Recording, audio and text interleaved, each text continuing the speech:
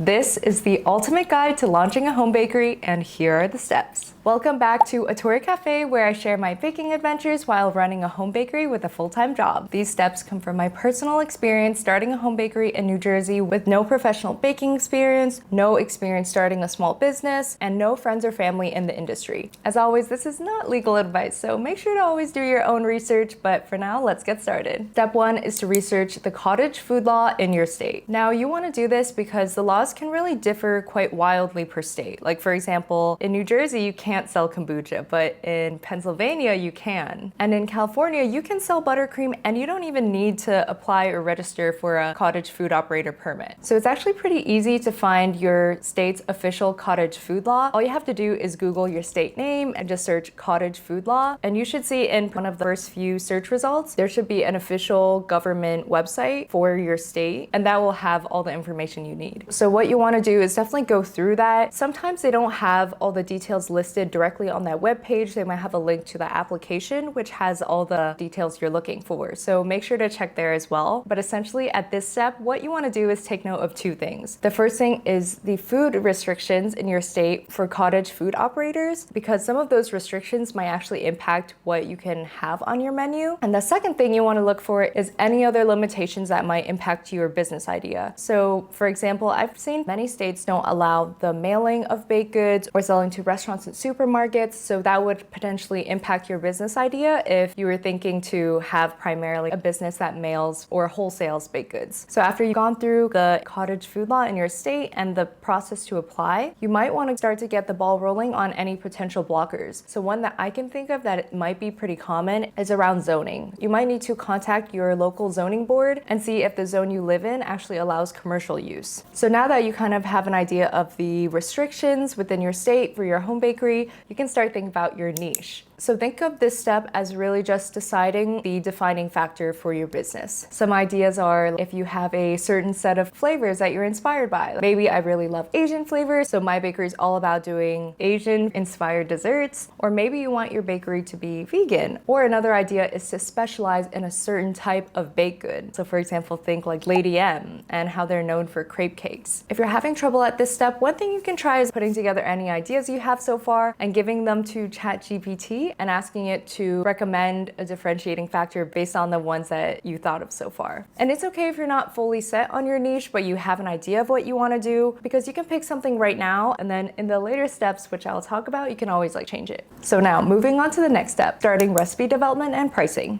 Here, I would say to aim for about 5 recipes that you're happy with, and also to measure the time it takes to make it. If you don't know where to start with recipe development, two of the resources I always like to use are Pinterest and YouTube. You can use Pinterest to find new recipe ideas, and I love to use YouTube to find an initial recipe to start from. And essentially, once you have your starting recipe, you made it once, next thing you want to do is just iterate on that, tweaking anything that you think could be improved until you're happy with the final recipe. So the other thing I would recommend to do at this step is to actually estimate the pricing of your products. This is important to do because you want to avoid centering your business or having in your main menu lineup an item which is severely underpriced. And it's also important because by starting to price your products, you will start to understand what attributes of the product is contributing most to the cost. And that's going to help you pick recipes going forward which are more worth selling. So how do you actually price your items? To do this, you'll want to calculate the cost of goods sold for each of your items. It's basically just the cost to produce your product divided by the total amount you're charging for the product. So in the cost of the product, that includes the cost of the ingredients you use, the cost of packaging, and also the cost of your time. So if you timed the manual effort of your recipes, all you have to do is take that and multiply it by the salary of a baker in your area. I actually calculate the cost of the product based on the largest batch that I can make in one go. So for example, maybe starting with a cookie recipe, it only makes 12 cookies,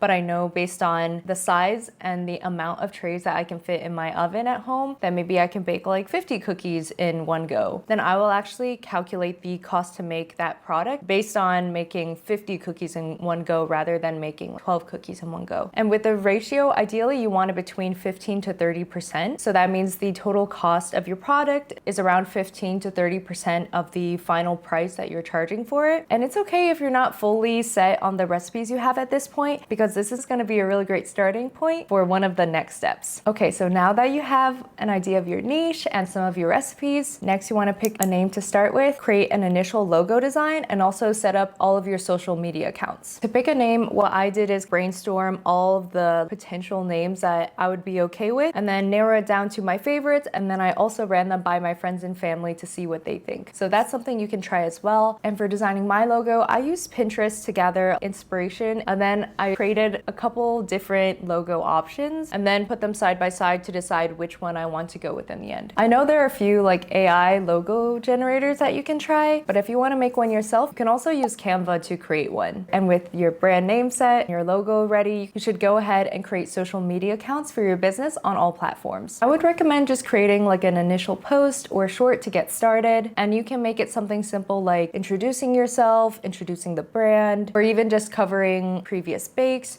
or recipes that you have under development. All right, so now that you have your brand set up, next thing I would do is refine your niche and menu. So the goal of this step is to connect with and refine your target audience and gather feedback on your menu and branding. One thing I did is give samples in my neighborhood, and I would recommend this as well, like bring samples of your product to a community space or like a public space with lots of people that you think are in your target demographic, and just ask people to try a sample and ask about their opinion. When you're actually there in person giving people samples, seeing the visual feedback of their reactions and their receptiveness towards you, I found it helps a lot to understand your target demographic. You will actually see in people's eyes when they are interested in your product, and I think it helps a lot to help you hone in on who is actually your target demographic, because it might not be who you thought it would be. And another thing that I tried that I would really recommend is giving your product to your friends who are in your target demographic and asking them to fill out a survey. In the survey, ask for them for their opinion on the taste of your products, the visuals, the price, and also feedback on your branding. I just gave each of my friends an individual bake box and gave them a link to a Google form to fill out. But you could get really creative with this. One thing I think would be fun would be doing like a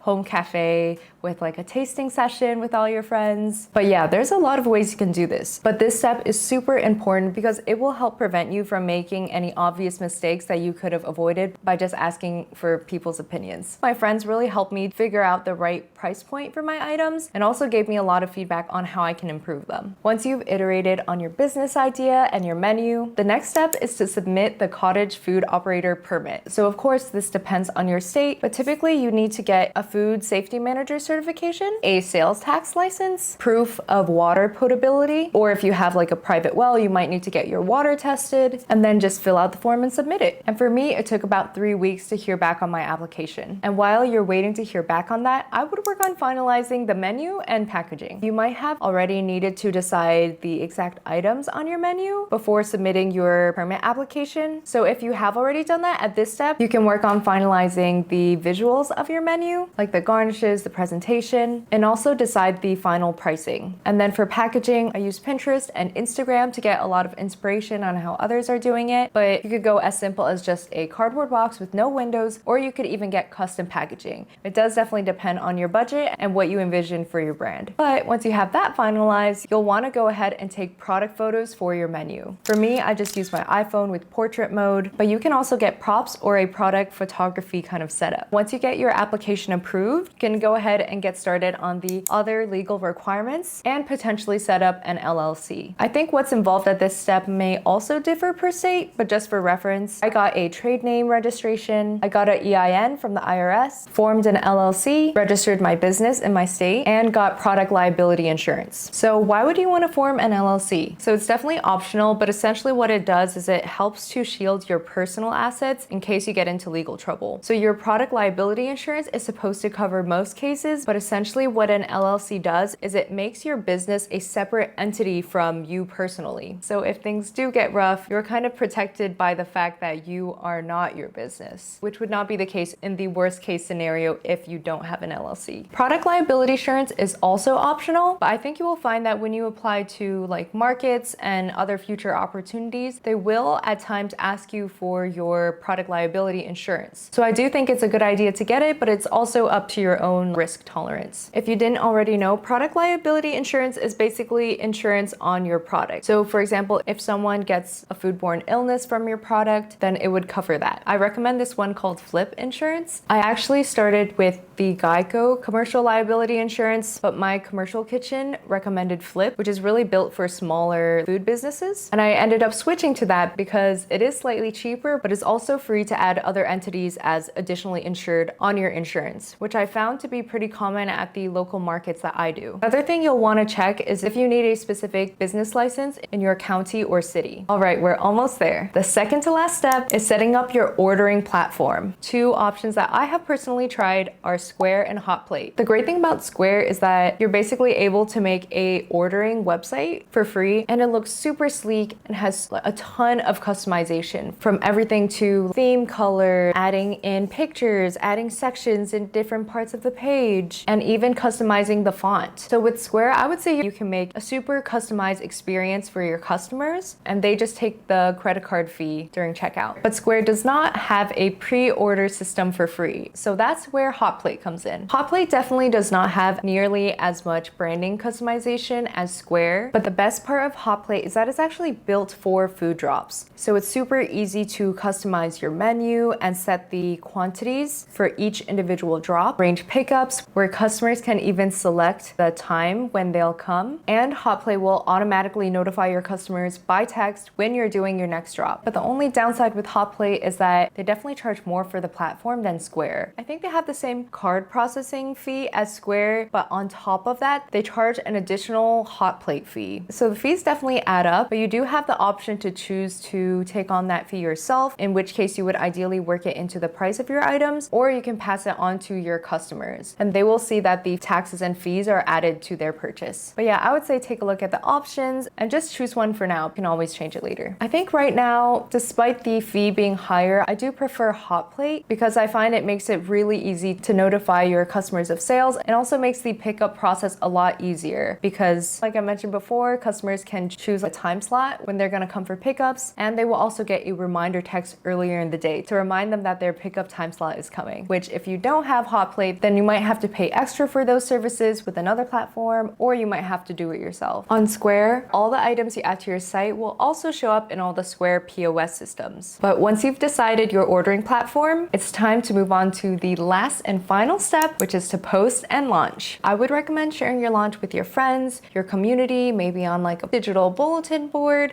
or any other medium, and also with Facebook groups in your area. And voila, you have officially launched your home bakery. But there's one last thing we didn't talk about, which is how much it actually costs to launch a home bakery. Now, of course, it depends on your state and your business idea, but I'll tell you how much it costs to launch mine just for reference. The food safety manager course I took was $99.95. Cottage food operator permit was $102.80. New Jersey business entity formation was $128.50. My initial Geico product liability insurance payment was $102.35. I bought a product photography setup for $44.50. And then I chose to buy packaging and ingredients in bulk to drive down the cost of my products. So in total, getting bulk packaging, baking consumables like parchment, gloves, piping bags, and ingredients cost me $1,307.24. And that's comprised of a few big ticket items. For example, a 22-pound bag of Calibut white chocolate was $151.75. 200 white paper bags was $105.22. And shipping and handling for one of my purchases was $90.27. So the total cost to launch my home bakery was $1,785.34. Out of that, $433 were the legally required expenses. And I think if I were trying to minimize my startup costs by buying smaller quantities of packaging and ingredients, I think I could drive down the startup cost to probably around like $650 in total. So now you know how to start a home bakery and also an idea of the costs. The reality is starting a business is not easy. It takes time, hard work, and there will be times where you feel down, burnt out, and wonder if it's all worth it. But there will also be moments where you feel fulfilled and an unforgettable sense of happiness that's hard to put into words. It takes time to create a masterpiece. So if starting a home bakery aligns with your dreams, just know that you can do it, and it will be an experience that changes your life for the better. Thanks so much for watching. Don't forget to like and subscribe if you like this video. Stay inspired, and I will catch you in the next one.